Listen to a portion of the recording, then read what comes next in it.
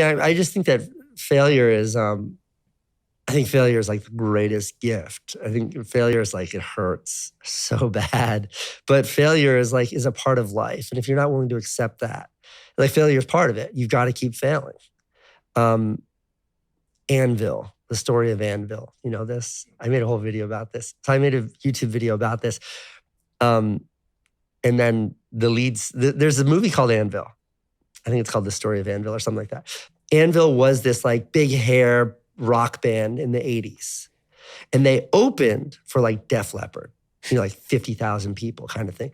But they never headlined. They never broke through. They were always the opening act. They were always like the bridesmaid, never the bride. And the movie opens showing these huge concerts in the 80s and Anvil just rocking out. And then it cuts and it shows the lead singer. And he lives in Canada and he drives a little van and he delivers food to old people making minimum wage, like barely able to keep his head above water. And he performs still in his leather outfits as like this middle-aged 50-year-old guy to like 6 people.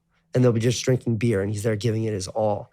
And the movie is about how relentless this guy, like he's just not willing. He borrows money from his sister to record an album. Nobody buys it, can't pay her back. She's got kids and shit. Like it is the most devastating story you've ever seen because he's unwilling to give up that dream. Like he just wouldn't let it go. This is his whole life. And then this documentary comes out and it's fucking fantastic. And because of the documentary, Anvil blows up. And all of a sudden, he is that superstar, like on tour, selling out arenas in Japan and shit. Like he did it.